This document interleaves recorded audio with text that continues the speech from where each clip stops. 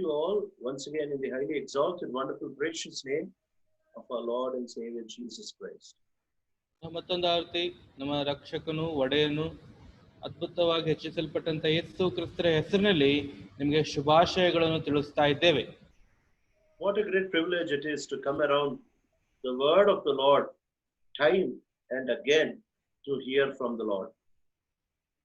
ಕರ್ತನಿಂದ ಮತ್ತೆ ತಿರುಗಿ ಸಮಯಕ್ಕನುಗುಣವಾಗಿ ಸೇರಿ ಬಂದು ಕರ್ತನ ಮಾತುಗಳನ್ನು ಕೇಳುವಂತ ಸ್ವರ ಕೇಳುವಂತ ಈ ಸೌಭಾಗ್ಯತೆ ಎಷ್ಟು ದೊಡ್ಡದಲ್ಲವೇ. We'll turn our Bibles to Matthew's Gospel, chapter 13. ನಮ್ಮ ಸತ್ಯವೇದಗಳನ್ನು ಮತ್ತಾಯನು ಬರೆದ ಸುವಾರ್ತೆ 13ನೇ ಅಧ್ಯಾಯಕ್ಕೆ ತಿರುಗಿಸಿಕೊಳ್ಳೋಣ. Matthew's Gospel, chapter 13, and verse 20 and 21. We'll read. ಮತ್ತಾಯ ಸುವಾರ್ತೆ 13ನೇ ಅಧ್ಯಾಯ 20 ಮತ್ತು 21ನೇ ವಚನವನ್ನು ನಾವು ಓದಿಕೊಳ್ಳೋಣ. The one who received the seed that fell on rocky places is the man who hears the word and at once receives it with joy. But since he has no root, he lasts only a short time. When trouble or persecution comes because of the word, he quickly falls away. ಒಬ್ಬನು ವಾಕ್ಯವನ್ನು ಕೇಳಿದ ಕೂಡಲೇ ಸಂತೋಷದಿಂದ ಅದನ್ನು ಸ್ವೀಕರಿಸುತ್ತಾನೆ. ತನಗೆ ಬೇರಿಲ್ಲದ ಕಾರಣ ಇವನು ಸ್ವಲ್ಪ ಕಾಲ ಮಾತ್ರವೇ ಇದ್ದು ಆ ವಾಕ್ಯದ ನಿಮಿತ್ತವಾಗಿ ಸಂಕಟವಾಗಲಿ ಹಿಂಸೆಯಾಗಲಿ ಬಂದರೆ ಬೇಗ ಎಡವಿ ಬೀಳುತ್ತಾನೆ. Let us look to the Lord in prayer. ಪ್ರಾರ್ಥನೆಯಲ್ಲಿ ಕರ್ತನ ಸಹಾಯಕ್ಕಾಗಿ ನೋಡಿಕೊಳ್ಳೋಣ. Our gracious, loving, living, heavenly Father, ಕೃಪೆಯುಳ್ಳಂತ ನಮ್ಮ ಪರಲೋಕದ ಜೀವವುಳ್ಳಂತ ತಂದೆ, we come into thy presence through the highly exalted, wonderful, gracious name of our Lord and Savior Jesus Christ. ನಾವು ನಮ್ಮ ಕರ್ತನು ಒಡೆಯನು ರಕ್ಷಕನಾಗಿರುವಂತ ಯೇಸು ಕ್ರಿಸ್ತರ ಅತ್ಯದ್ಭುತವಾಗಿ ಅತ್ಯುನ್ನತವಾಗಿ ಅತಿ ಮಧುರವಾಗಿ ಹೆಚ್ಚಿಸಲ್ಪಟ್ಟಂತ ಹೆಸರಿನಲ್ಲಿ ನಿನ್ನ ಪಾದಗಳ ಹತ್ರ ತಿರುಗಿ ಬರ್ತಾ ಇದ್ದೇವೆ ತಂದೆ. Very humbly we come into thy presence, acknowledging that we are unworthy in our own self to minister thy word. ನಾವು ಎಷ್ಟೋ ದೀನರಾಗಿ ತಗ್ಗಿಸಿಕೊಂಡು ನಮ್ಮನ್ನು ನಾವು ತಂದಿದ್ದೇವ ನಿನ್ನ ವಾಕ್ಯವನ್ನು ನಿನ್ನ ವಾಕ್ಯದ ಸೇವೆ ಮಾಡೋದಕ್ಕೋಸ್ಕರವಾಗಿ ಅಯೋಗ್ಯರು ಅಪಾತ್ರರಂತ ಹೇಳಿ ಗುರುತಿಸಿಕೊಂಡು ನಿನ್ನ ಪಾದಗಳ ಹತ್ರ ಬರ್ತಾ ಇದ್ದೇವೆ ತಂದೆ. Father, we only stand because of the person and the work of the Lord Jesus Christ. ತಂದೆಯೇ, ಕರ್ತನಾದ ಯೇಸು ಕ್ರಿಸ್ತನು ಆತನ ಶಿಲುಬೆಯ ಕಾರ್ಯದ ಪರಿಪೂರ್ಣವಾಗಿ ಮಾಡಲ್ಪಟ್ಟಂತಹ ಶಿಲುಬೆಯ ಕಾರ್ಯದ ನಿಮಿತ್ತವಾಗಿಯೇ ನಿನ್ನ ಹತ್ರ ನಿಲ್ತಾ ಇದ್ದೇವೆ ತಂದೆ. ನಾವು Father, there is no other place where we can stand except the person of the Lord Jesus Christ. ತಂದೆಯೇ, ನಾವು ನಿಲ್ಲೋದಕ್ಕೋಸ್ಕರವಾಗಿ ಬೇರೆ ಯಾವ ಸ್ಥಳವೂ ಇಲ್ಲ, ಬೇರೆ ಯಾವ ಸ್ಥಳವೂ ನಮಗೆ ಗತಿ ಇಲ್ಲ. ಕೇವಲ ಕರ್ತನಾದ ಯೇಸು ಕ್ರಿಸ್ತರಲ್ಲಿ ನಿಲ್ಲೋದಕ್ಕೆ ನಮಗೆ ಸ್ಥಳ ಇದೆ ತಂದೆ. So Father, we only stand knowing that out of us nothing good can come. ತಂದೆ, ನಾವು ನಿನ್ನ ಹತ್ರ ನಿಲ್ಲುತ್ತಾ ಇದ್ದೇವೆ ದೇವ. ನಮ್ಮನ್ನು ನಾವು ಗುರುತಿಸ್ಕೊಳ್ತಾ ಇದ್ದೇವೆ ಏನೆಂದರೆ ನಮ್ಮಿಂದ ಯಾವುದೂ ಒಳ್ಳೆಯದು ಬರುವುದಿಲ್ಲ ತಂದೆ. There is nothing good, nothing spiritually edifying or spiritually fruitful that can come out of us. ಓ ತಂದೆ, ಯಾವುದೇ ಆತ್ಮೀಯವಾದಂಥದ್ದು, ಆತ್ಮೀಯ ಮೇಲು ಅಭಿವೃದ್ಧಿ ತರುವಂತದ್ದು ನಮ್ಮಿಂದ ಬರುವುದಿಲ್ಲ ಅಂತೇಳಿ ಒಪ್ಪಿಕೊಂಡು ನಿನ್ನ ಹತ್ರ ಬರ್ತಾ ಇದ್ದೇವೆ ತಂದೆ. We pray, Lord, that you might speak to us. ಕರ್ತನೆ, ಪ್ರಾರ್ಥಿಸ್ತೇವೆ ನೀವು ನಮ್ಮೊಂದಿಗೆ ಮಾತನಾಡ್ರಿ. In utterance and in translation and in obedience, grant us grace. ಓ ತಂದೆ, ವಾಕ್ಯ ಉಚ್ಚಾರಣೆಯಲ್ಲಿ ಭಾಷಾಂತರದಲ್ಲಿ ಅಷ್ಟೇ ಅಲ್ಲ, ವಿಧೇಯತೆಯಲ್ಲಿಯೂ ಕೂಡ ನಿನ್ನ ಕೃಪೆ ನಮಗೆ ಅನುಗ್ರಹಿಸಪ್ಪ. For this we pray with all thanksgiving, the highly exalted, wonderful, gracious name of our Lord and Savior Jesus Christ. ಈ ಪ್ರಾರ್ಥನೆಯನ್ನು ಅತ್ಯದ್ಭುತವಾಗಿ ಹೆಚ್ಚಿಸಲ್ಪಟ್ಟ ನಮ್ಮ ಒಡೆಯ ರಕ್ಷಕ ವಿಮೋಚಕನಾಗಿರುವ ಯೇಸು ಕ್ರಿಸ್ತರ ಹೆಸರಿನಲ್ಲಿ ಪ್ರಾರ್ಥಿಸಬೇಡೊಂದಿದ್ದೇವೆ ತಂದೆ. Amen. Amen. We've been trying to look into the parable of the sower. ನಾವು ಬಿತ್ತುವವನ ಸಾಮ್ಯದ ಕುರಿತು ಕೆಲವು ವಿಷಯಗಳು ನೋಡ್ಕೊಳ್ಳೋದಕ್ಕೆ ಪ್ರಯತ್ನಿಸ್ತಾ ಇದ್ದೇವೆ. So we've been seeing at the ground where the seeds fell onto the path. ದಾರಿ ಮಗ್ಗಲಲ್ಲಿ ಬಿತ್ತಲ್ಪಟ್ಟಂತ ಬೇಳಲ್ಪಟ್ಟ ಬೀಜದ ಕುರಿತು ನಾವು ಧ್ಯಾನಿಸ್ತಾ ಬಂದೆವು. And it is because they don't understand, they are not ready to understand the word with all their hearts. ಅವರು ಪರಿಪೂರ್ಣವಾದಂತ ತಮ್ಮ ಹೃದಯದಿಂದ ವಾಕ್ಯವನ್ನು ಅವರು ಅರ್ಥ ಮಾಡಿಕೊಳ್ಳದೆ ಹೋಗದೆ ಇರ್ತಾ ಇದ್ದಾರೆ, ನೋಡ್ತಾ ಇದ್ದೇವೆ. Many times the subtle attack of the enemy against a believer is he allows the believers to hear the word extensively without understanding it. ಅನೇಕ ಸಾರ್ತಿ ಶತ್ರುವಿನ ಕುಯುಕ್ತಿ, ಶತ್ರುವಿನ ಸಂಪೂರ್ಣವಾದಂತ ನಿಯಂತ್ರಣದಲ್ಲಿರುವಂತ ದಾಳಿ ಏನಂತಂದ್ರೆ, ವಿಶ್ವಾಸಿ ಎಷ್ಟೋ ಅತ್ಯಾಸಕ್ತಿಯಿಂದ ವಾಕ್ಯ ಕೇಳುವಂತೆ ಮಾಡ್ತಾನಾದ್ರೆ ಹೃದಯದಲ್ಲಿ ಅರ್ಥ ಮಾಡಿಕೊಳ್ಳಲು ಆತನು ಬಿಡೋದಿಲ್ಲ. He gives so many opportunities time and again to allow the believer to hear the word of God, so that it will give him a kind of self-righteous feeling that I am hearing the word of God. ಶೈತಾನನು ಅನೇಕಾವರ್ತಿ ಅವಕಾಶಗಳು, ಸಮಯ, ಸದಾವಕಾಶಗಳು ವಿಶ್ವಾಸಿಗೆ ಅನುಗ್ರಹಿಸ್ತಾನೆ. ಏನಂದ್ರೆ, ವಾಕ್ಯ ಕೇಳು, ವಾಕ್ಯ ಕೇಳೋದನ್ನು ನೀನು ಇನ್ನೂ ಹೆಚ್ಚಿಗೆ ಮಾಡು, ಈ ವಾಕ್ಯ ಕೇಳೋದ್ರಿಂದ ನೀನು ಸ್ವನೀತಿ ಪರನಾಗಿದ್ದೆ ಅನ್ನುವಂತ ಭಾವನೆ ನಿನ್ನೊಳಗಡೆ ಉಂಟಾಗಲಿ ಅಂತೇಳಿ ಆತನು ಅನೇಕ ಸದುಪಾಯಗಳು ಏರ್ಪಡಿಸ್ತಾನೆ.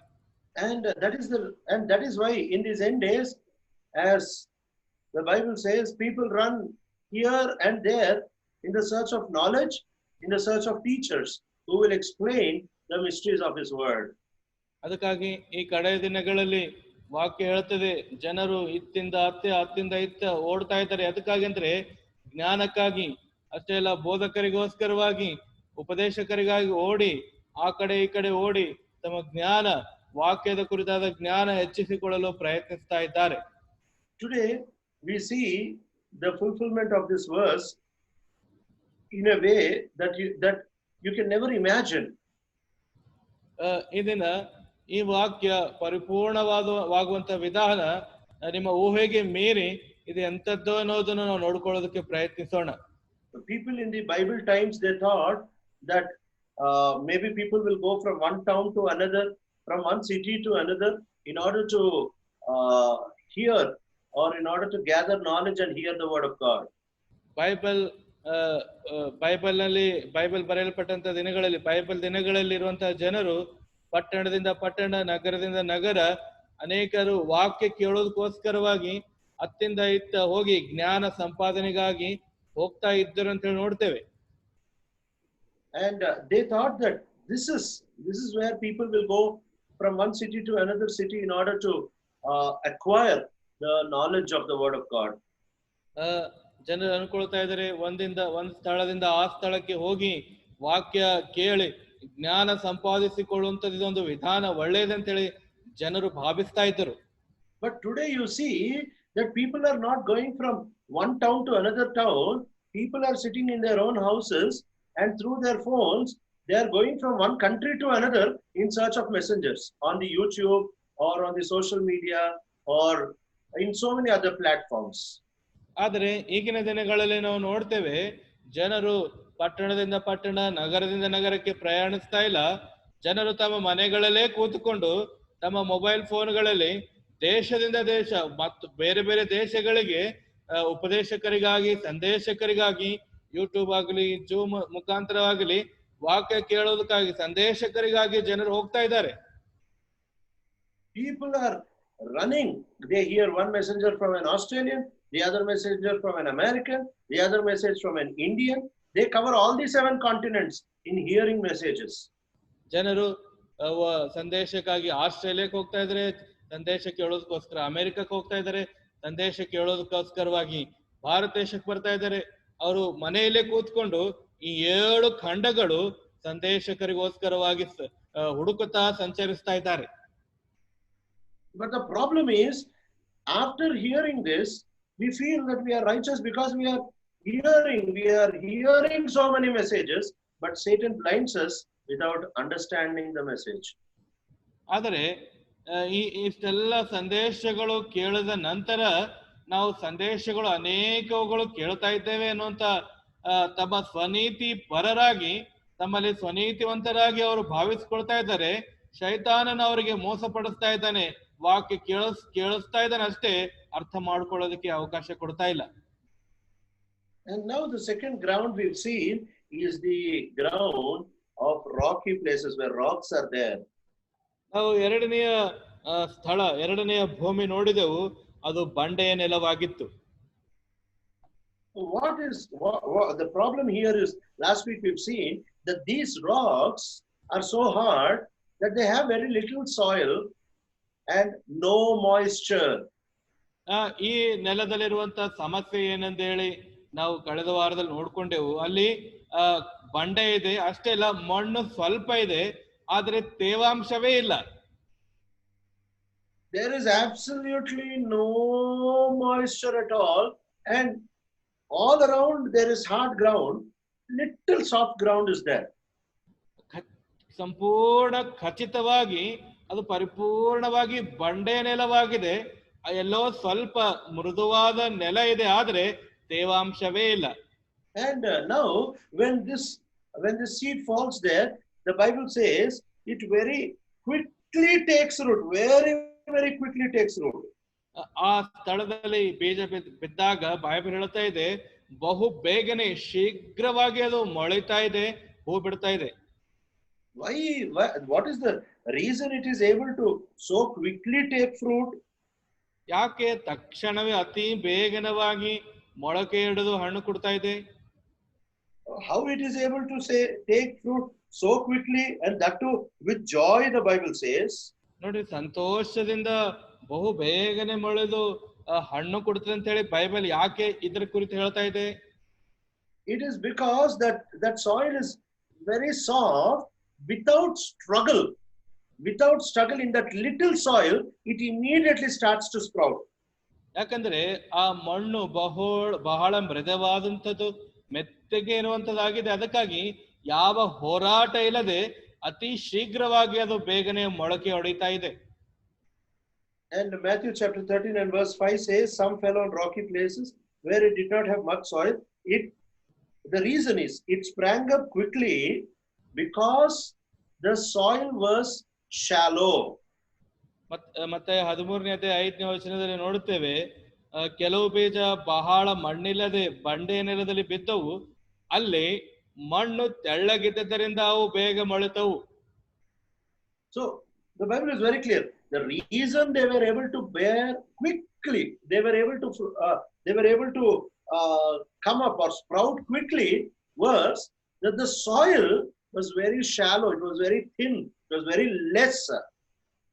ಅಲ್ಲಿ ಬೇಗನೆ ಮೊಳೆಯೋದಕ್ಕೋಸ್ಕರವಾಗಿ, ಮೊಳಕೆ ಹೊಡೋದಕ್ಕೋಸ್ಕರವಾಗಿರುವಂತ ಕಾರಣ ಏನಂದ್ರೆ ಅಲ್ಲಿ ಮಣ್ಣು ತೆಳ್ಳಗಿತ್ತು ಅಥವಾ ಮಣ್ಣು ಸ್ವಲ್ಪ ಇತ್ತು, ಅಲ್ಲಿ ಮಣ್ಣಿನ ಪದರು ಬಹಳ ತೆಳ್ಳಗಿತ್ತು. Now you need to understand that this soil is very much different from the soil in the middle of the field. ನೋಡ್ರಿ, ಅದಕ್ಕಾಗಿ ಈ ಮಣ್ಣು, ತೆಳ್ಳಗಿರುವಂತಹ ಮಣ್ಣು ಮತ್ತೆ ಹೊಲದ ಮಧ್ಯದಲ್ಲಿರುವಂತಹ ಮಣ್ಣಿಗೂ ಬಹಳ ವ್ಯತ್ಯಾಸವಿದೆ. There are three primary differences between the soil in between the rocky places and the soil in the middle of the field. ಅದಕ್ಕಾಗಿ ಬಂಡೆಯ ಮೇಲಿರುವಂತಹ ಮಣ್ಣಿಗೂ ಮತ್ತೆ ಹೊಲದ ಮಧ್ಯದಲ್ಲಿರುವಂತಹ ಮಣ್ಣಿಗೂ ಮೂರು ಬಹು ಪ್ರಾಮುಖ್ಯವಾದಂತಹ ವ್ಯತ್ಯಾಸಗಳಿರ್ತವೆ. The first difference is the plow, or the oxen and the plow and the farmer, they till and they completely go into the ground, into the soil in the middle of the field. ಮೊದಲನೆಯ ವ್ಯತ್ಯಾಸ ಏನಂದ್ರೆ, ನೇಗಿಲು ಮತ್ತೆ ಆ ಎತ್ತುಗಳು ನೇಗಿಲು ಹೊಡೆಯುವಂಥದ್ದು, ಮತ್ತೆ ಅಲ್ಲಿ ರೈತನ ಕೆಲಸ ಮಾಡುವಾಗ ಹೊಲದ ಮಧ್ಯದಲ್ಲಿರುವಂತಹ ಮಣ್ಣಿನ ಆಳಕ್ಕೆ ಹೋಗಿ ಆತನ ಅದನ್ನು ಉಳುತ್ತಾನೆ. But this soil has never been touched by the sharp edge of the plow. ಆದರೆ ಈ ಬಂಡೆಯ ಮೇಲಿರುವಂತಹ ಮಣ್ಣು ಎಂದಿಗೂ ಆ ನೇಗಿಲಿನ ಚೂಪಾದ ಆ ಕೊನೆಗೆ, ಆ ಚೂಪಾದಂತಹ ಕೊನೆಯನ್ನು ಎಂದಿಗೂ ತಾಕುವುದಿಲ್ಲ. And that makes all the difference. The reason why moisture is not there in this soil is because the plow did not make it upside down, moisture could not enter that soil. ಆ ನೇಗಿಲಿನ ಚೂಪಾದ ಕೊನೆ ಈ ಬಂಡೆಯ ಮೇಲಿರುವಂತಹ ಮಣ್ಣನ್ನು ಮೇಲೆ ಕೆಳಗೆ ಮಾಡದೇ ಇರುವ ಕಾರಣಕ್ಕಾಗಿ ಆ ತೇವಾಂಶ ಆಳಕ್ಕೆ ಇಳಿಯದೆ ಹೋಗ್ತದೆ. And that is the reason why this soil is become very shallow, and it is only able to give quick sprout but also quick death. ಅದಕ್ಕಾಗಿ ಈ ಮಣ್ಣು ಬಹಳ ತೆಳ್ಳಗಾಗಿರ್ತದೆ. ತೆಳ್ಳಗಾಗಿದ್ದ ಕಾರಣ ಬಹು ಬೇಗನೆ ಮೊಳಕೆ ಇಡುತ್ತದೆ. ಅಷ್ಟೇ ಅಲ್ಲ, ಆ ಬೆಳೆ ಬಹು ಬೇಗನೆ ಸತ್ತು ಕೂಡ ಹೋಗ್ತದೆ. So we need to understand that our soils, when they are untouched by the plow of God, when they are untouched by the plow of God, we remain very shallow. ಅದಕ್ಕಾಗಿ ನಾವು ನೆನಪಿಸಿಕೊಳ್ಬೇಕಾಗಿರುವಂತಹ, ಜ್ಞಾಪಕದಲ್ಲಿಟ್ಟುಕೊಳ್ಬೇಕಾಗಿರುವಂತಹ ವಿಷಯ ಏನೆಂದರೆ, ದೇವರ ನೇಗಿಲು, ದೇವರ ಆ ಉಳುವಂತ ನೇಗಿಲು ನಮ್ಮ ಮಣ್ಣನ್ನು ಒಂದು ವೇಳೆ ಮೇಲೆ ಕೆಳಗೆ ಮಾಡದೆ ಹೋದರೆ, ಅದು ಉಳದೆ ಹೋದರೆ ತೇವಾಂಶ ನಮ್ಮಲ್ಲಿ ಇರೋದಿಲ್ಲ. ನಾವು ಬೇಗನೆ ಮಳೆತು ಬೇಗನೆ body ಹೋಗುವಂತವರಾಗಿರ್ತೇವೆ. And the second reason there is no moisture in that soil is, ಅಲ್ಲಿ ತೇವಾಂಶ ಇರದೇ ಇರುವುದಕ್ಕಾಗಿರುವಂತ ಎರಡನೆಯ ಕಾರಣವೇನೆಂದರೆ, it is because when the rains would fall on the middle of the field, the soil was in fellowship with soil and soil and soil. The soil was all a big unit in the middle of the field. ಆ ಹೊಲದ ಮಧ್ಯದಲ್ಲಿರುವಂತಹ ಮಣ್ಣು, ಮಳೆ, ಆಕಾಶದಿಂದ ಮಳೆ ಬಿದ್ದಾಗ ಅದು ಮಣ್ಣಿನೊಂದಿಗೆ ಮಣ್ಣು ಒಂದು ದೊಡ್ಡ ಪ್ರಮಾಣದಲ್ಲಿ ಮಣ್ಣಿನೊಂದಿಗೆ ಅದು ಸಹವಾಸ ಹೊಂದುತ್ತಾ ಇರ್ತದೆ. And that is the reason why in fellowship of this soil with deeper soil and with deeper soil, they have so much of water that falls from the heavens and it converts it into moisture. ಅದಕ್ಕಾಗಿ ಆಕಾಶದಿಂದ ಬೀಳುವಂತ ಮಳೆ ಈ ಮಣ್ಣಿನ, ಹೊಲದ ಮಧ್ಯದಲ್ಲಿ ಇರುವಂತ ಮಣ್ಣಿನ ಮೇಲೆ ಬಿದ್ದಾಗ ಕೆಳಗಡೆ ಮಣ್ಣು, ಆಳವಾದ ಮಣ್ಣು, ಇನ್ನೂ ಆಳವಾದ ಮಣ್ಣಿನೊಂದಿಗೆ ಹೆಚ್ಚಾದ ಸಹವಾಸ ಹೊಂದಿಕೊಂಡು ಅತಿ ಹೆಚ್ಚಾದಂತ ನೀರನ್ನು ಹೀರಿಕೊಂಡು ಹೆಚ್ಚಾದ ಪ್ರಮಾಣದಲ್ಲಿ ನೀರು ಅದು ಹೊಂದಿರುತ್ತದೆ. But this soil, which is in the middle of rocky places or big rocks, and there was little soil, this soil is not in fellowship with other soils. It is living an independent soil life. ಆದರೆ ಈ ಬಂಡೆಯ ನೆಲದ ಮೇಲಿರುವಂತಹ ಮಣ್ಣು ಇದು ಬೇರೆ ಮಣ್ಣಿನೊಂದಿಗೆ ಸಹವಾಸ ಹೊಂದಿರೋದಿಲ್ಲ. ಸ್ವಾತಂತ್ರ್ಯವಾದಂತ ಜೀವಿತ ಈ ಮಣ್ಣು ಜೀವಿಸ್ತಾ ಇರ್ತದೆ.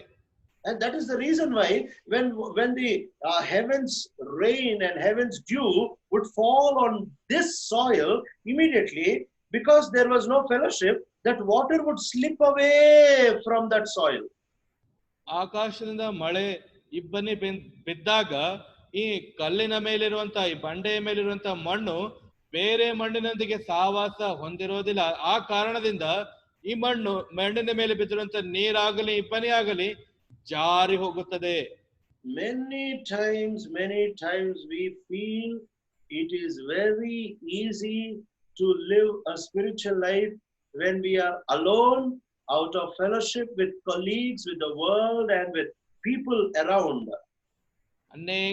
ಅನೇಕ ಸಾರಿ ನಾವು ಒಬ್ಬಂಟಿಗರಾಗಿ, ಅಂದರೆ ಬೇರೆ ಸಹವಿಶ್ವಾಸಿಗಳೊಂದಿಗೆ, ಸಹೋದ್ಯೋಗಿಗಳೊಂದಿಗೆ, ಸ್ನೇಹಿತರೊಂದಿಗೆ ದೂರವಾಗಿದ್ದು, ಪ್ರತ್ಯೇಕವಾಗಿದ್ದು ನಾವು ಬಹು ಆತ್ಮೀಯರಾಗಿ ಜೀವಿಸುತ್ತೇವೆ ಅಂತೇಳಿ ಭಾವಿಸ್ಕೋತೇವೆ. And this is the kind of teaching that so many other faiths have, that if you are alone, if you are separate, if you don't talk with anybody, if you don't meet anybody, if you are sitting under a tree on a mountain, then you can become spiritual. ಅನೇಕ ಬೋಧನೆಗಳು ಇದೇ ರೀತಿಯಾಗಿವೆ. ಏನಂದ್ರೆ, ನೀನು ಒಬ್ಬಂಟಿಗನಾಗಿದ್ರೆ ಅಥವಾ ಪ್ರತ್ಯೇಕ ಪಡಿಸಲ್ಪಟ್ರೆ, ಒಂದು ಗುಡ್ಡದ ಮೇಲೆ ಗಿಡದ ಕೆಳಗೆ ಹೋಗಿ ಕೂತ್ಕೊಂಡ್ರೆ ನೀನು ಬಹು ಆತ್ಮೀಯನಾಗ್ತೀಯಾ ಅನ್ನುವಂತ ಬೋಧನೆ ಅನೇಕ ತರವಾದುಗಳಾಗಿವೆ. What is that kind of holiness and what is that kind of spirituality that does not help you to live at home and in your office, in your daily life? ಆದರೆ ನಿನ್ನ ಪ್ರತಿನಿತ್ಯದ ಜೀವಿತದಲ್ಲಿ, ಕುಟುಂಬದಲ್ಲಿ, ಮತ್ತೆ ಸಹವಾಸದಲ್ಲಿ, ನಿನ್ನ ಕೆಲಸ ಮಾಡುವಂತ ಸ್ಥಳದಲ್ಲಿ ಪವಿತ್ರವಾದಂತ ಪರಿಶುದ್ಧವಾದಂತ ಆತ್ಮೀಯ ಜೀವಿತ ಜೀವಿಸುವಂತೆ ಮಾಡುವಂತ ಆತ್ಮೀಯತೆ ಅದು ಎಂಥದ್ದು? What kind of spiritual life is a life where you are going somewhere, leaving everything in order to become spiritual? ನೀನು ಎಲ್ಲವನ್ನು ಬಿಟ್ಟು ಯಾವುದೋ ಒಂದು ಸ್ಥಳದಲ್ಲಿ ಇದ್ದು ಜೀವಿಸಿ ಆತ್ಮೀಯವಾಗಿ ಜೀವಿಸುವಂತೆ ಮಾಡುವಂತ ಆ ಆತ್ಮೀಯತೆ ಪರಿಶುದ್ಧತೆ ಅದು ಯಾವುದೋ, ಅದು ಎಂಥದ್ದು? A great man of God by the name Leonardo Ravenhill, ಒಬ್ಬ ದೊಡ್ಡ ದೇವರ ಮನುಷ್ಯನಾದಂತ ಲಿಯೋನಾರ್ಡೋ ರೆವನಿಲ್ ಅವರು he said one very beautiful quote. He quoted a very beautiful thing. ಆತನು ಅತಿ ಒಂದು ಸುಂದರವಾದಂತ ಒಂದು ಮಾತು ಆತನು ಈ ರೀತಿ ಹೇಳ್ತಾನೆ. He said, the salvation and the righteousness of God is, ರಕ್ಷಣೆ ಮತ್ತು ದೇವರ ನೀತಿವಂತಿಕೆ ಎನ್ನುವಂಥದ್ದು, God takes an unholy man from an unholy world. ದೇವರು ಅಪವಿತ್ರವಾದಂತ ಮನುಷ್ಯನು ಅಪವಿತ್ರವಾದಂತ ದೇಶದಿಂದ ತೆಗೆದುಕೊಂಡು he makes him holy and he puts him back into this unholy world. ಆತನನ್ನು ಪವಿತ್ರನನ್ನಾಗಿ ಮಾಡಿ ತಿರುಗಿ ಈ ಅಪವಿತ್ರವಾದಂತ ಲೋಕದಲ್ಲಿ ಇಡುತ್ತಾನೆ. And he will keep him holy in this unholy world. ಮತ್ತೆ ಈ ಅಪವಿತ್ರವಾದಂತ ದೇಶದಲ್ಲಿ, ಈ ಅಪವಿತ್ರವಾದ ಪ್ರಾಂತದಲ್ಲಿ ಆತನನ್ನು ಪವಿತ್ರನನ್ನಾಗಿ ಇಡ್ತಾನೆ. What a beautiful description of the righteousness of God. ನೋಡ್ರಿ, ದೇವರ ನೀತಿವಂತಿಕೆಯ ಕುರಿತಾದಂತ ಎಷ್ಟು ಅದ್ಭುತವಾದಂತ ವಿವರಣೆ ಇದಾಗಿದೆ ಅಲ್ಲ. He takes an unholy man out of an unholy world. ಆತನು ಒಬ್ಬ ಅಪವಿತ್ರವಾದಂತ ವ್ಯಕ್ತಿಯನ್ನು ಈ ಅಪವಿತ್ರವಾದಂತ ಪ್ರದೇಶದಿಂದ ತೆಗೆದುಕೊಳ್ತಾನೆ. He makes him holy and he puts him back into this unholy world and keeps him holy. ಆತನನ್ನು ಪವಿತ್ರನನ್ನಾಗಿ ಮಾಡ್ತಾನೆ. ಪವಿತ್ರನನ್ನಾಗಿ ಮಾಡಿ ಈ ಅಪವಿತ್ರವಾದಂತ ಲೋಕದಲ್ಲಿ ಇಟ್ಟು ಆತನನ್ನು ಪವಿತ್ರನಾಗಿಡ್ತಾನೆ. So the righteousness that God wants to give us is a righteousness that is based on fellowship. You can exceed, you can excel, and you can improve when you are in fellowship.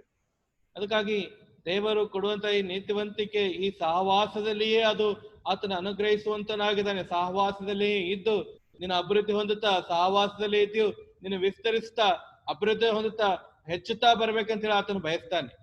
Self-righteousness always wants to be independent and makes us walk on our own ideas and reject fellowship.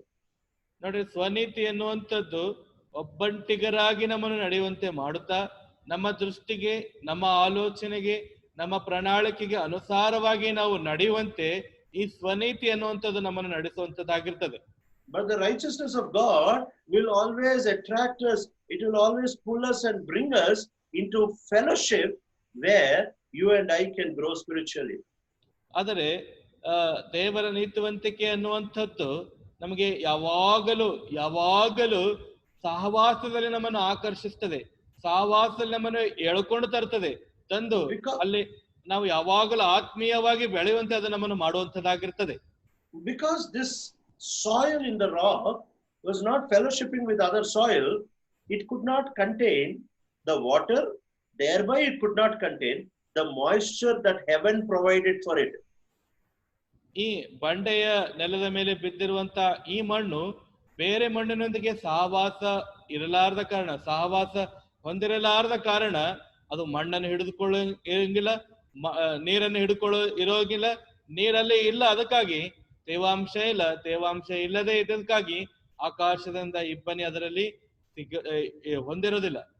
And thirdly, the third difference is when you see the soil that is in the middle of the rock, you see that it is fellowshipping with something that is not its own kind. ಮೂರನೇದಾಗಿ ನಾವು ನೋಡುವಂತ ವಿಷಯವೇನೆಂದರೆ, ಈ ಮಣ್ಣು, ಬಂಡೆಯ ನೆಲದ ಮೇಲಿರುವಂತ ಈ ಮಣ್ಣು ತನ್ನ ಸ್ವಭಾವಕ್ಕೆ ವಿರೋಧವಾಗಿರುವಂತದ್ದರೊಂದಿಗೆ ಸಹವಾಸ ಮಾಡ್ತಾ ಇದೆ. And the soil in the middle of the field is in complete fellowship with other soil, with other seeds, with the farmer, with all productive things. ಈ ಬಂಡೆಯ ಮೇಲೆ ಇರುವಂತ ಈ ಮಣ್ಣು ಬೇರೆ ಮಣ್ಣಿನಿಂದ, ಬೇರೆ ಬೀಜಗಳಿಂದ, ಬೇರೆ ಎಲ್ಲಾ ಉತ್ಪಾದಕ ವಿಷಯಗಳಿಂದ ಪ್ರತ್ಯೇಕವಾಗಿ ಹೋಗಿದೆ. And that is the reason why it is left without any moisture. ಅದಕ್ಕಾಗಿ ತೇವಾಂಶ ಇಲ್ಲದೆ ಹೋಗ್ಬಿಟ್ಟಿದೆ ಅದರಲ್ಲಿ. There is soil in those rocky places, but you don't see that any farmer will ever put any manure onto the soil of the rock. ಈ ಬಂಡೆಯ ಮೇಲಿರುವಂತ ಈ ಮಣ್ಣು, ಅದರಲ್ಲಿ ಬೀಜ ಇದೆ. ಯಾವ ರೈತನು ಕೂಡ ಆ ಬಂಡೆಯ ಮೇಲೆ ಬಿದ್ದಿರುವಂತ ಬೀಜದ ಮಣ್ಣಿನ ಮೇಲೆ ಗೊಬ್ಬರ ಹಾಕೋದಿಲ್ಲ. He does not invest anything. He does not put his resources in the middle of the rocks. ಆತನು ಆ ಬಂಡೆಯ ಮೇಲೆ ಇರುವಂತ ಮಣ್ಣಿನ ಮೇಲೆ ಯಾವುದೇ ತನ್ನ ಸಂಪಾದನೆ, ಯಾವುದೇ ತನ್ನ ಬಂಡವಾಳ ಹಾಕೋದಿಲ್ಲ, ಯಾವುದೇ ಉತ್ಪಾದಕ ವಿಷಯಗಳು ಅದರ ಮೇಲೆ ಆತನು ಸುರಿಯೋದಿಲ್ಲ. In other words, the soil in the rock does not receive any help from the farmer in order to become productive. ಇನ್ನೊಂದು ಮಾತಿನಲ್ಲಿ ಹೇಳಬೇಕಂತಂದ್ರೆ, ಈ ಬಂಡೆಯ ಮೇಲಿರುವಂತ ಈ ಮಣ್ಣು ರೈತನಿಂದ ಉತ್ಪಾದನೆ ಹೊಂದೋದಕ್ಕೋಸ್ಕರವಾಗಿ, ಉತ್ಪಾದನೆ ಈ ಮಣ್ಣಿನಲ್ಲಿ ಬರೋದಕ್ಕೋಸ್ಕರವಾಗಿ ಯಾವ ವಿಷಯಗಳು ಕೂಡ ಅದು ಪಡ್ಕೊಳ್ಳೋದಿಲ್ಲ. It receives no help from the farmer. All that it has to do is self-production. It has to generate by itself without the help of the farmer. ಆ ರೈತನಿಂದ ಯಾವುದೇ ಸಹಾಯ ಅದಕ್ಕೆ ಸಿಗುವುದಿಲ್ಲ. ಇನ್ನೊಂದು ಮಾತಿನಲ್ಲಿ ಅದು ಸ್ವಯಂವಾಗಿ ಉತ್ಪಾದಿಸಬೇಕು, ಸ್ವಯಂ ಶಕ್ತಿಯಿಂದಲೇ ಅದು ಬೆಳೆದು ಫಲ ಕೊಡಬೇಕಾಗಿರುವಂತದ್ದಾಗಿರ್ತದೆ. So many times in our lives also, we try to generate fruit for ourselves. We try to bring out fruit for ourselves. ಅನೇಕ ಸಾರಿ ನಮ್ಮ ಜೀವಿತದಲ್ಲಿ ಕೂಡ ನಮ್ಮೊಳಗಡೆ ನಾವೇ ಫಲಗಳನ್ನು ಉತ್ಪಾದಿಸುತ್ತಾ, ನಮ್ಮಿಂದಲೇ ಫಲಗಳು ಅವು ಉತ್ಪಾದನೆ ಹೊಂದಿ ಹೊರಗಡೆ ಬರಬೇಕೆನ್ನುವಂತ ರೀತಿಯಲ್ಲಿ ನಾವು ಪ್ರಯತ್ನಿಸ್ತೇವೆ. Galatians chapter 5 contrasts two different things. Galatia ಪತ್ರಿಕೆ 5ನೇ ಅಧ್ಯಾಯ ಎರಡು ವಿಷಯಗಳ ಕುರಿತು, ಎರಡು ತದ್ವಿರೋಧದ ವಿಷಯಗಳ ಕುರಿತು ಹೇಳುತ್ತದೆ. Verses 17 and 18. 17 ಮತ್ತು 18 ವಚನಗಳು. For the sinful nature desires what is contrary to the spirit, and the spirit what is contrary to the sinful nature. They are in conflict with each other, so that you do not do what you want. But if you are led by the spirit, you are not under law. ಯಾಕಂದರೆ ಶರೀರ ಭಾವವು ಅಭಿಲಾಷಿಸುವುದು ಆತ್ಮನಿಗೆ ವಿರುದ್ಧವಾಗಿದೆ, ಆತ್ಮನು ಅಭಿಲಾಷಿಸುವುದು ಶರೀರ ಭಾವಕ್ಕೆ ವಿರುದ್ಧವಾಗಿದೆ. ನೀವು ಮಾಡಲಿಚ್ಛಿಸುವುದನ್ನು ಮಾಡದಂತೆ ಇವು ಒಂದಕ್ಕೊಂದು ಹೋರಾಡುತ್ತವೆ. ಆದರೆ ನೀವು ಆತ್ಮನಿಂದ ನಡೆಸಿಕೊಳ್ಳುವವರಾದರೆ ನೇಮ ನಿಷ್ಠೆಗಳಿಗೆ ಅಧೀನರಲ್ಲ. So here he is very clear and he says the sinful nature desires what is contrary to the spirit or the Holy Spirit God. ಅದಕ್ಕಾಗಿ ಈ ಪಾಪ ಸಂಬಂಧವಾದಂತ ಸ್ವಭಾವವು ಆತ್ಮಕ್ಕೆ, ಅಂದರೆ ಪವಿತ್ರಾತ್ಮನಿಗೆ ವಿರೋಧವಾಗಿರುವಂತ ವಿಷಯಗಳನ್ನೇ ಬಯಸ್ತದೆ. What is that difference between the nature of sinful nature and the working of the Holy Spirit? ನೋಡ್ರಿ, ಈ ಪಾಪ ಸ್ವಭಾವ ಮತ್ತೆ ಪವಿತ್ರಾತ್ಮನ ಕಾರ್ಯ ಮಾಡುವಂತ ವಿಧಾನದಲ್ಲಿರುವಂತ ವ್ಯತ್ಯಾಸವೇನು? In verse 19 we see the acts of the sinful nature are obvious. 19ನೇ ವಚನದಲ್ಲಿ ಶರೀರ ಭಾವದ ಕರ್ಮಗಳು ಪ್ರಸಿದ್ಧವಾಗಿಯೇ ಅವೆ. So he uses the word karma, or he uses the word doings, deeds, actions of the sinful nature are obvious. ನೋಡ್ರಿ, ಈ ಕರ್ಮ ಅನ್ನುವಂತ ಮಾತು, ಈ ಪಾಪ ಸಂಬಂಧವಾದಂತ ಸ್ವಭಾವದ ಗುಣಲಕ್ಷಣ ಏನಂದ್ರೆ, ನಾವು ಮಾಡುವಂತದ್ದು ಕ್ರಿಯೆ ರೂಪದಲ್ಲಿ ಪ್ರತಿಕ್ರಿಯಿಸುವಂತದ್ದೇ ಪಾಪ ಸಂಬಂಧವಾದ ಗುಣಲಕ್ಷಣಕ್ಕೆ ಹೋಲಿಕೆಯಾಗಿದೆ. So now in contrast he should say, now the acts of the sinful nature, now the contrast in verse 22 should be the acts of the Holy Spirit. ನೋಡ್ರಿ, ಶರೀರ ಭಾವದಂತ ಕ್ರಿಯಾ ಚಟುವಟಿಕೆಗಳು ಇದಕ್ಕೆ ತದ್ವಿರೋಧವಾಗಿ 22ನೇ ವಚನದಲ್ಲಿ ಆತ್ಮ ಸಂಬಂಧವಾದ ಆತ್ಮದ ಕ್ರಿಯಾ ಚಟುವಟಿಕೆಗಳು ಆಗಿರಬೇಕಂತೇಳಿ ಇರಬೇಕಾಗಿತ್ತು. But he writes, it is not the works of the Holy Spirit, but in verse 22 he says, the fruit of the Spirit. ಇಲ್ಲಿ ಆತ್ಮದ ಕ್ರಿಯಾ ಚಟುವಟಿಕೆಗಳು ಆಗಿರಬೇಕಾಗಿತ್ತು. ಅದಕ್ಕೆ ಬದಲಾಗಿ ಆತನು ಬರಿತಾ ಇದ್ದಾನೆ, ಹೇಳ್ತಾ ಇದ್ದಾನೆ, ಪವಿತ್ರಾತ್ಮನಿಂದ ಉಂಟಾಗುವ ಫಲಗಳು. So the difference here is not in the production, but the difference here is either is whether it is works or it is fruit. ನೋಡ್ರಿ, ಉತ್ಪಾದನೆಯಲ್ಲಿ ಯಾವುದೇ ವ್ಯತ್ಯಾಸವಿಲ್ಲ. ವ್ಯತ್ಯಾಸ ಎಲ್ಲಿದೇನೆಂದ್ರೆ ಕೆಲಸದಲ್ಲಿ, ಅಷ್ಟೇ ಅಲ್ಲ ಫಲದಲ್ಲಿ ವ್ಯತ್ಯಾಸವಿದೆ. So you need to examine your life and see whether your life and my life are producing something by action, or are we showing for fruit by presence? ನೋಡ್ರಿ, ನಾನು ನೀವು ನಿಮ್ಮ ಜೀವಿತವನ್ನು ಪರೀಕ್ಷಿಸಿಕೊಳ್ಳಬೇಕು. ನಾವು ಉತ್ಪಾದಿಸಿ ಇರುವಂತದ್ದು ಯಾವುದೋ ಕ್ರಿಯೆಯಿಂದ, ನಾವು ಏನೋ ಕ್ರಿಯೆಗಳ ಮುಖಾಂತರವಾಗಿ ಕೆಲವು ವಿಷಯಗಳು ಉತ್ಪಾದಿಸ್ತಾ ಇದ್ದೇವಾ, ಅಥವಾ ನಮ್ಮ ಇರುವಿಕೆಯಿಂದ ನಾವು ಫಲ ಕೊಡುವಂತವರಾಗಿದ್ದೇವಾ? Are we bearing fruit because of our works, or are we bearing fruit by the presence of the Holy Spirit? ನಾವು ನಮ್ಮ ಕಾರ್ಯಗಳ ನಿಮಿತ್ತ, ನಮ್ಮ ಕೆಲಸಗಳು, ನಾವು ಪ್ರಯಾಸ ಪಡುವುದರಿಂದ ಫಲ ಬಿಡ್ತಾ ಇದ್ದೇವಾ, ಅಥವಾ ದೇವರ ಪರಿಶುದ್ಧಾತ್ಮನು ನಮ್ಮೊಳಗಡೆ ಇರುವುದರಿಂದ ಆತನ ಪ್ರಸನ್ನತೆಯಿಂದ ಫಲ ಕೊಡುವಂತವರು ನಾವಾಗಿದ್ದೇವಾ? So it had very little soil, because this soil was unworked by the farmer. The farmer, except for seed, he did not give it anything. ನೋಡ್ರಿ, ಇಲ್ಲಿ ಈ ಸ್ವಲ್ಪ ಮಣ್ಣಿದೆ. ಈ ಮಣ್ಣಿನ ಮೇಲೆ ರೈತನು ಯಾವುದೇ ಕೆಲಸ ಮಾಡ್ತಾ ಇಲ್ಲ. ರೈತನು ಅದರಲ್ಲಿ ಯಾವುದೇ ತನ್ನ ಕಾರ್ಯ ಉಪಯೋಗಿಸ್ತಾ ಇಲ್ಲ. ಕೇವಲ ಬೀಜ ಮಾತ್ರ ಅಲ್ಲಿ ಬೀಳ್ತಾ ಇದೆ ಅಷ್ಟೇ. And whatever is self-produced will be quickly produced and will be quickly dead, and completely it will get extinct very quickly. ಅದಕ್ಕಾಗಿ ಎಷ್ಟು ಶೀಘ್ರವಾಗಿ ಉತ್ಪಾದಿಸ್ತದೋ, ಎಷ್ಟು ಶೀಘ್ರವಾಗಿ ಬೆಳವಣಿಗೆ ಬರ್ತದೋ, ಮೊಳೆತದೋ, ಅಷ್ಟೇ ಬೇಗವಾಗಿ, ಅಷ್ಟೇ ಶೀಘ್ರವಾಗಿ ಸತ್ತೋಗ್ತದೆ. ಅಷ್ಟೇ ಬೇಗವಾಗಿ ಅದು ಕಾಣಲಾರದಂತೆ body ಹೋಗುವಂತದ್ದಾಗಿರ್ತದೆ. When Noah built an ark, it took him many years. He faithfully built an ark according to the plan of God. ನೋಹನು ಹಡಗು ನಾವೇನು ಸಿದ್ಧ ಮಾಡುವಂತ ಸಮಯದಲ್ಲಿ ಬಹು ದಿನಗಳು, ಬಹು ವರ್ಷಗಳ ಹಿಡಿಯಿತು. ಆದರೆ ಆತನು ಬಹು ನಂಬಿಗಸ್ತಿಕೆಯಿಂದ ಕರ್ತನ ಅಪ್ಪಣೆಯ ಮೇರೆಗೆ ಅದನ್ನು ನಿರ್ಮಿಸ್ತಾ ಇದ್ದಾನೆ. And through that ark he could sustain, and he could bring a life stock that was able to pass over judgment. ನೋಡ್ರಿ, ಆ ಹಡಗಿನ ಮುಖಾಂತರವಾಗಿ ಆತನು ಜೀವರಾಶಿಯನ್ನು ಕಾಪಾಡ್ತಾ ಇದ್ದಾನೆ, ಸಂರಕ್ಷಿಸ್ತಾ ಇದ್ದಾನೆ. ಅಷ್ಟೇ ಅಲ್ಲ, ಆ ಹಡಗಿನಲ್ಲಿ ಇರುವಂತವರನ್ನು ರಕ್ಷಿಸಿ ಹೊರಗಡೆ ಇರುವಂತವರನ್ನು ನ್ಯಾಯ ತೀರ್ಪಿಗೆ ಗುರಿ ಮಾಡ್ತಾ ಇದ್ದಾನೆ.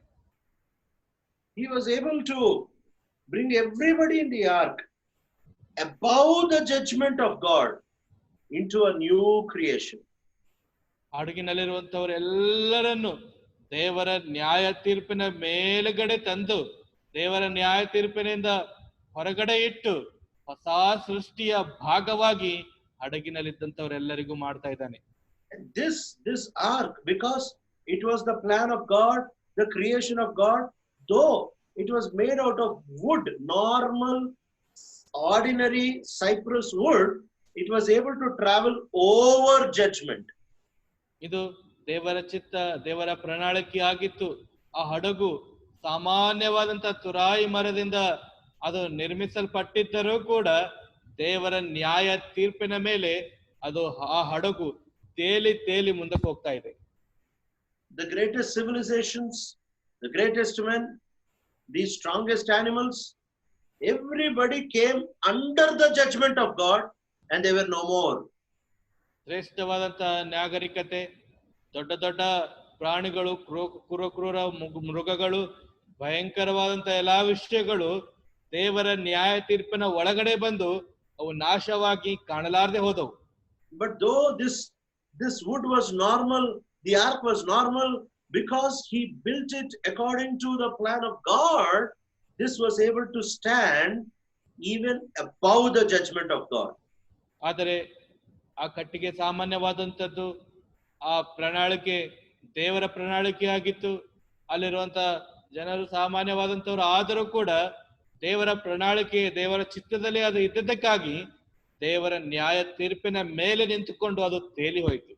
The reason is because you see in the ark of Noah, the plan was God's, the provision was God's, and even the population inside the ark was God's.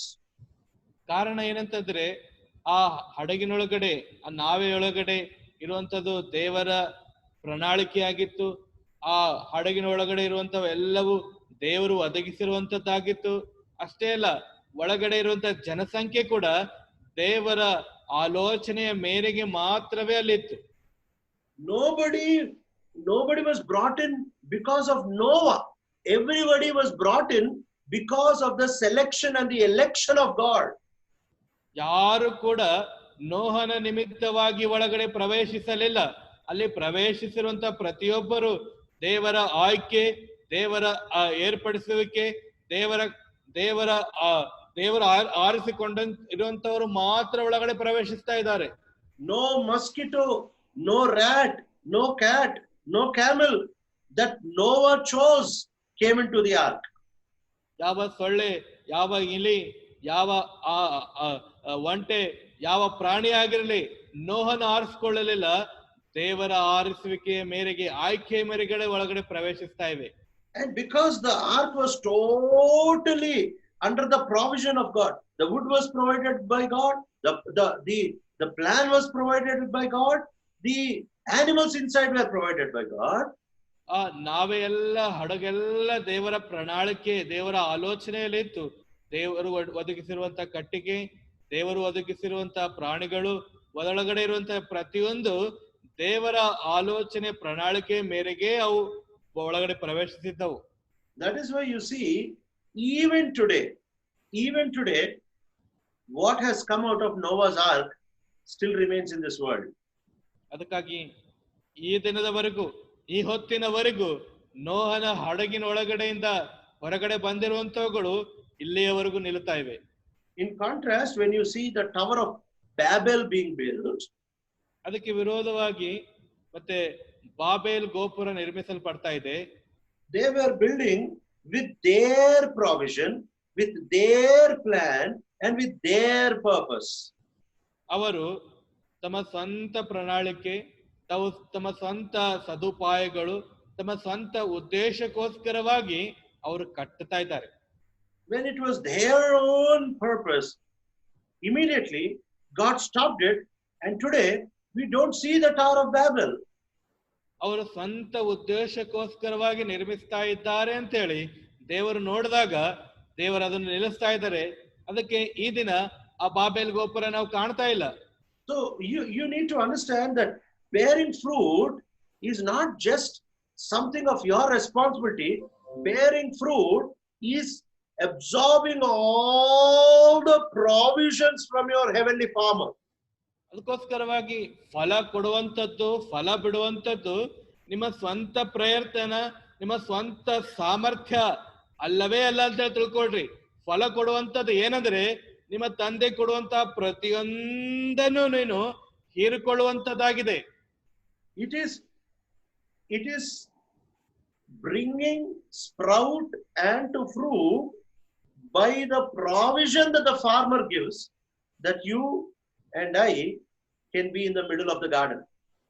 ಅದಕ್ಕಾಗಿ ರೈತನು ಕೊಡುವಂತ ಎಲ್ಲ ಸದುಪಾಯಗಳನ್ನು ಬಳಸಿಕೊಂಡು ಮೊಳಕೆ ಹೊಡೆದು ಫಲ ಕೊಡುವಂತದ್ದು ಯಾವುದಂದ್ರೆ ಹೊಲದ ಮಧ್ಯದಲ್ಲಿರುವಂತ ಬೆಳೆಗಳೇ ಆಗಿವೆ. ಅದೇ ನಾನು ನೀನು ಆ ಹೊಲದ ಮಧ್ಯದಲ್ಲಿ ಇರುವಂತವರಾಗಿರಬೇಕು. So we'll examine our lives and we'll ask the Lord, many a times, maybe in my life, I have tried to do some things with my own strength, forgetting that I need the provision of the farmer. ನಮ್ಮನ್ನು ನಾವು ಪರೀಕ್ಷಿಸಿಕೊಳ್ಳೋಣ. ಅನೇಕ ಸಾರ್ತಿ ನಮ್ಮ ಜೀವಿತಗಳಲ್ಲಿ ನಮ್ಮ ಸ್ವಪ್ರಯತ್ನಗಳಿಂದ ಸ್ವಂತ ಸವಲತ್ತುಗಳ ಮುಖಾಂತರವಾಗಿ ಫಲ ಕೊಡಬೇಕಂತ ಹೇಳಿ ನಾವು ಆಲೋಚಿಸ್ಕೊಳ್ತಾ ಇದ್ದೇವೆ. ಆದರೆ ರೈತನು ಕೊಡುವಂತ ಎಲ್ಲಾ ಸವಲತ್ತುಗಳು ಸದುಪಾಯಗಳನ್ನು ಬಳಸಿಕೊಂಡು ನಾವು ಫಲ ಕೊಡುವವರಾಗಿರಬೇಕೆನ್ನುವಂಥದ್ದನ್ನು ನಾವು ಮರೆತೇ ಹೋಗಿದ್ದೇವೆ. When Apostle Paul was writing about the fruit that we give unto the Lord, ಅಪೊಸ್ತಲನಾಗಿರುವಂತಹ ಪೌಲನು ಕರ್ತನಿಗೆ ನಾವು ಕೊಡಬೇಕಾಗಿರುವಂತಹ ಫಲಗಳ ಕುರಿತು ಆತನು ಬರಿತಾ ಇರುವಾಗ, and he very clearly says that you can build using 6 different things. ನೀವು ಈ 6 ವಿಧವಾದಂತಹ ವಿಷಯಗಳನ್ನು ಬಳಸಿಕೊಂಡು ನೀವು ಫಲ ಕೊಡುವಂತರಾಗಿರಬಹುದು. 1 Corinthians chapter 3 and verse 12. ಮೊದಲನೇ ಕೊರಿಂಥಿ 3ನೇ ಅಧ್ಯಾಯ 12ನೇ ವಚನ. If a man builds on this foundation using gold, silver, costly stones, wood, hay, or straw, his work will be shown for what it is, because the day will bring it to light. It will be revealed with fire, and the fire will test the quality of each man's work. ಆ ಅಸ್ಥಿವಾರದ ಮೇಲೆ ಚಿನ್ನ, ಬೆಳ್ಳಿ, ರತ್ನ, ಕಟ್ಟಿಗೆ, ಹುಲ್ಲು, app ಮುಂತಾದವುಗಳಲ್ಲಿ ಯಾವುದರಿಂದ ಕಟ್ಟಿದರೂ ಅವನವನ ಕೆಲಸವು ವ್ಯಕ್ತವಾಗುವುದು. ಕ್ರಿಸ್ತನು ಬರುವ ದಿನವು ಬೆಂಕಿಯೊಡನೆ ಉದಯವಾಗಿ ಆ ಕೆಲಸವನ್ನು ಸ್ಪಷ್ಟವಾಗಿ ತೋರಿಸುವುದು. ಅವನವನ ಕೆಲಸವೆಂತದ್ದು ಆ ಬೆಂಕಿ ಶೋಧಿಸುವುದು. And the Apostle Paul uses 3 things as one set and 3 things as another set. ಅಪೊಸ್ತಲನಾದ ಪೌಲನು 3 ವಿಷಯಗಳನ್ನು ಒಂದು ಭಾಗವಾಗಿ, ಇನ್ನೊಂದು 3 ವಿಷಯಗಳನ್ನು ಇನ್ನೊಂದು ವಿಭಾಗದಲ್ಲಿ ಆತನು ವಿಂಗಡಿಸ್ತಾ ಇದ್ದಾನೆ. Gold, silver, and costly stones is the first set. Wood, hay, and straw is the second set. ಚಿನ್ನ, ಬೆಳ್ಳಿ, ರತ್ನ ಅನ್ನುವಂಥದ್ದು ಮೊದಲನೇ ಗುಂಪಾಗಿ, ಮತ್ತೆ ಕಟ್ಟಿಗೆ, ಹುಲ್ಲು, ಆಪು ಅನ್ನುವಂಥದ್ದು ಮತ್ತೊಂದು ಗುಂಪಾಗಿ ಆತನು ಬಳಸ್ತಾ ಇದ್ದಾನೆ. Gold, silver, and costly stones are found inside the earth. They are not man's creation. They are God's definite creation.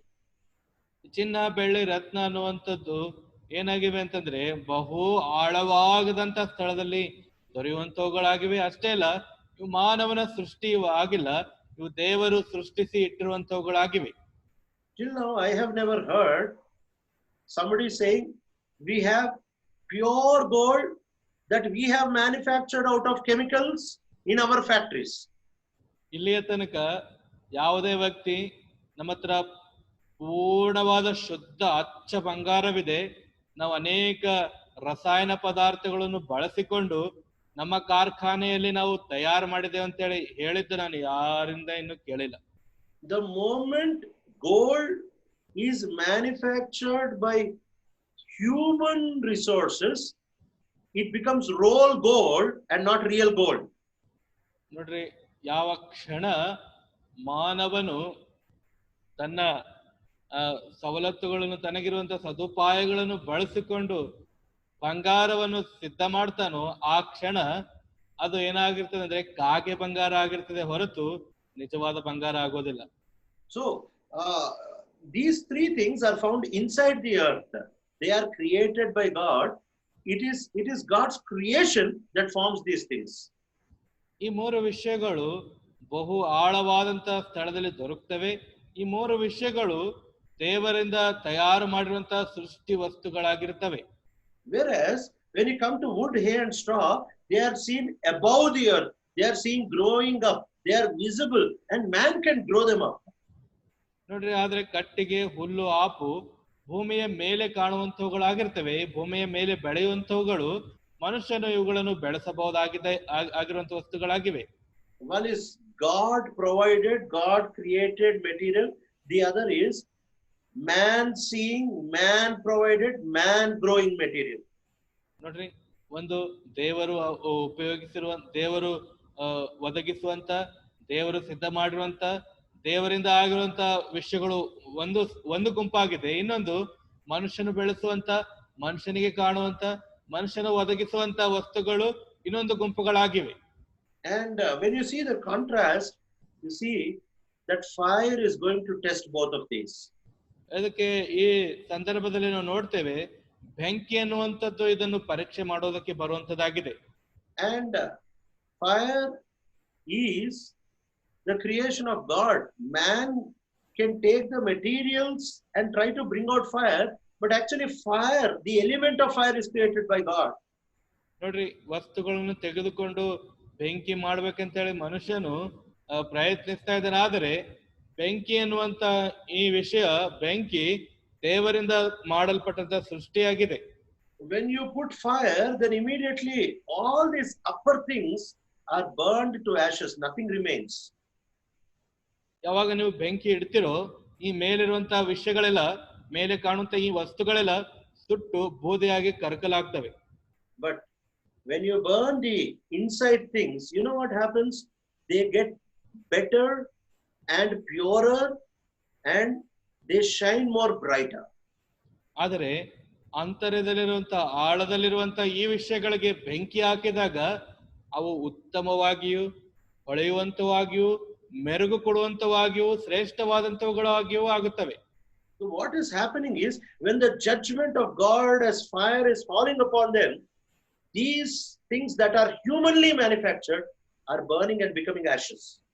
ಆದರೆ ಇಲ್ಲಿ ಸಂಭವಿಸ್ತಾ ಇರುವಂತ ವಿಷಯ ಏನಂದ್ರೆ, ದೇವರ ನ್ಯಾಯ ತೀರ್ಪು ಬಿದ್ದಾಗ, ದೇವರ ನ್ಯಾಯ ತೀರ್ಪು ಪ್ರವೇಶಿಸಿದಾಗ ಮಾನವನಿಂದ ಉತ್ಪತ್ತಿಯಾಗಿರುವಂತ ಮಾನವ ಉತ್ಪಾದನೆಗಳೆಲ್ಲ ಸುಟ್ಟು ಕರಕಲಾಗಿ ಬೋಧೆ ಆಗ್ತಾ ಇವೆ.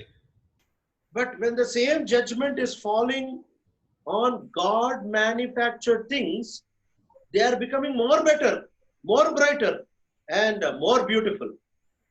ಆದರೆ ದೇವರು ಉತ್ಪಾದಿಸಿರುವಂತಹ, ದೇವರ ಸೃಷ್ಟಿಯಾಗಿರುವಂತವುಗಳ ಮೇಲೆ ದೇವರ ನ್ಯಾಯ ತೀರ್ಪು ಬಿದ್ದಾಗ ಅವುಗಳು ಬಹು ಉತ್ತಮವಾಗಿಯೂ ಶ್ರೇಷ್ಠವಾದಂತವಾಗಿಯೂ ಪ್ರಕಾಶಮಾನವಾದಂತವಾಗಿಯೂ ಆಗ್ತಾ ಇವೆ. Will you tell the Lord, Lord, I don't want to be like the soil or the seed that falls into the rocky ground. ನೀನು ಈ ರೀತಿಯಾಗಿ ಹೇಳೋದಕ್ಕೆ ಸಾಧ್ಯನಾ? ಓ ಕರ್ತನೆ, ಬಂಡೆಯ ಮೇಲೆ ಬಿದ್ದಿರುವಂತ ಆ ಮಣ್ಣಿನಂತೆ, ಅದರಲ್ಲಿರುವಂತ ಬೀಜದಂತೆ ನಾನು ಆಗೋದಕ್ಕೆ ನನಗೆ ಇಷ್ಟ ಇಲ್ಲ ತಂದೆ. A place where the plow of the Lord, the discipline of the Lord will never touch, and I am left to my own comfort. ದೇವರ ಆ ನೇಗಿಲಿನ ಚೂಪಾದಂತ ಕೊನೆ ಅದರ ಮೇಲೆ ಬೀಳೋದಿಲ್ಲ. ದೇವರ ಕ್ರಮಶಿಕ್ಷಣದ ಒಳಗಡೆ ಅಲ್ಲಿ ಬರೋದಿಲ್ಲ. ಅಲ್ಲಿ ಸ್ವಂತ ಆರಾಮದಾಯಕವಾದಂತ ಜೀವಿತ ಅದರೊಳಗಡೆ ಇರುತ್ತದೆ.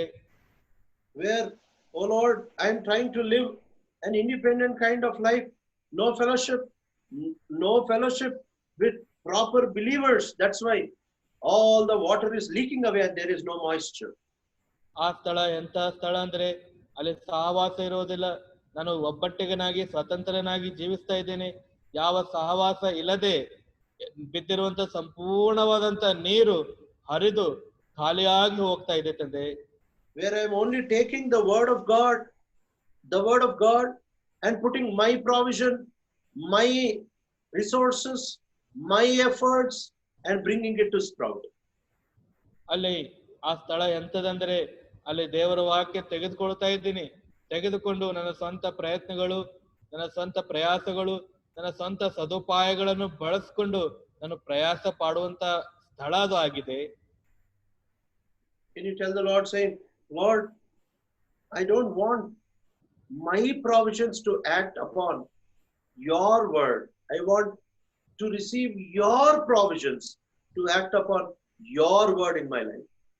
ಓ ಕರ್ತನೆ, ನೀವು ಕರ್ತನಿಗೆ ಹೀಗೆ ಹೇಳೋದಕ್ಕೆ ಸಾಧ್ಯನಾ? ಕರ್ತನೆ, ನಿನ್ನ ವಾಕ್ಯದ ಮೇಲೆ ನನ್ನ ಸವಲತ್ತುಗಳನ್ನು ನಾನು ಬಳಸ್ಕೊಳ್ಳೋದಿಲ್ಲ. ನಿನ್ನ ವಾಕ್ಯದ ಮೇಲೆ ನಿನ್ನ ಸವಲತ್ತುಗಳನ್ನೇ ಬಳಸಿಕೊಂಡು ನಾನು ಫಲಿಸಲು ಸಹಾಯ ಮಾಡುವಂತ ಹೇಳಲು ಸಾಧ್ಯನಾ? Can you tell the Lord, Lord, I don't want to be under the category of the acts of the flesh, but I want to be under the category of the fruit of the Spirit. ನೀನು ಹೀಗೆ ಹೇಳೋದಕ್ಕೆ ಸಾಧ್ಯನಾ? ಕರ್ತನೆ, ನಾನು ಶರೀರ ಸಂಬಂಧವಾದ ಕ್ರಿಯಾ ಚಟುವಟಿಕೆಯೊಳಗಡೆ ನಾನು ಇರೋದಿಲ್ಲ. ನಾನು ಆತ್ಮದ ಫಲದಲ್ಲಿ, ಆತ್ಮನಿಂದ ಉಂಟಾಗುವಂತ ಫಲದ ಈ ಪಂಗಡದಲ್ಲಿ ನಾನು ಇರಲು ಬಯಸ್ತಾ ಇದ್ದೇನೆ. Let us pray. ಪ್ರಾರ್ಥನೆ ಮಾಡೋಣ. Our gracious, loving, living Heavenly Father, ನಮ್ಮ ದಯೆಯುಳ್ಳ ಕೃಪೆಯುಳ್ಳ ನಿತ್ಯವಾದ ಪರಲೋಕದ ಜೀವವುಳ್ಳ ತಂದೆ, we worship you through the highly exalted name of our Lord and Savior Jesus Christ. ನಾವು ಅತ್ಯದ್ಭುತವಾಗಿ ಹೆಚ್ಚಿಸಲ್ಪಟ್ಟಂತ ನಮ್ಮ ರಕ್ಷಕನು ಒಡೆಯನು ಕರ್ತನಾಗಿರುವ ಯೇಸು ಕ್ರಿಸ್ತರ ಹೆಸರಿನಲ್ಲಿ ನಿಮಗೆ ಆರಾಧಿಸ್ತೇವೆ ತಂದೆ. Father, help us never to become the soil in the rocky places. ತಂದೆ, ಬಂಡೆಯ ಮೇಲೆ ಬಿದ್ದಿರುವಂತ ಆ ಮಣ್ಣಿನಂತೆ ನಾವು ಎಂದಿಗೂ ಆಗದಂತೆ ಸಹಾಯ ಮಾಡಪ್ಪ. Father, we don't want undisciplined areas where your plow is not piercing and hurting and repairing us. ತಂದೆ, ಕ್ರಮಶಿಕ್ಷಣವಿಲ್ಲದ ನಿನ್ನ ನೇಗಿಲು ನಮಗೆ ಚುಚ್ಚಿಕೊಂಡು ಹೋಗಲಾರದಂತ, ನಮ್ಮನ್ನು ಸರಿ ಮಾಡದಂತ ಸ್ಥಳವನ್ನು, ಪರಿಸ್ಥಿತಿಗಳನ್ನು ನಾವು ಇಷ್ಟಪಡೋದಿಲ್ಲ, ಬಯಸುವುದಿಲ್ಲ ತಂದೆ. Father, we do not want to live independent lives out of the fellowship which you have ordained for us. ಓ ತಂದೆ, ನೀನು ನಮಗೆ ನೇಮಿಸಿರುವಂತ ಆ ಸಹವಾಸದಿಂದ ನಾವು ಪ್ರತ್ಯೇಕವಾಗಿ ಒಬ್ಬಟ್ಟಿಗರಾಗಿ ಇರುವುದಕ್ಕೆ ಇಷ್ಟಪಡುವುದಿಲ್ಲ, ಬಯಸುವುದಿಲ್ಲ ತಂದೆ. Father, we don't want to self-manufacture your word into spiritual living. We only want to put to work your provisions over your word. ತಂದೆಯೇ, ನಿನ್ನ ವಾಕ್ಯದ ಮೇಲೆ ನಮ್ಮ ಸವಲತ್ತುಗಳು, ನಮಗಿರುವಂತಹ ಸಾಮಗ್ರಿಗಳನ್ನು ಬಳಸಿಕೊಂಡು ಆತ್ಮೀಯ ರೀತಿಯಲ್ಲಿ ನಾವು ಫಲ ತರಲು ಇಷ್ಟಪಡುವುದಿಲ್ಲ ತಂದೆ. ನಿನ್ನ ವಾಕ್ಯದ ಮೇಲೆ ನಿನ್ನ ಸಾಮಗ್ರಿಗಳು, ನಿನ್ನ ಸವಲತ್ತುಗಳನ್ನು ಬಳಸಿಕೊಂಡು ಫಲ ಕೊಡಲು ಸಹಾಯ ಮಾಡು ತಂದೆ. Let this word bear fruit in our hearts, O Lord. ಕರ್ತನೇ, ಈ ವಾಕ್ಯ ನಮ್ಮ ಹೃದಯದಲ್ಲಿ ಫಲ ಬಿಡುವಂತೆ ಸಹಾಯ ಮಾಡು. This we pray with thanksgiving in the highly exalted, wonderful, gracious name of our Lord and Savior Jesus Christ.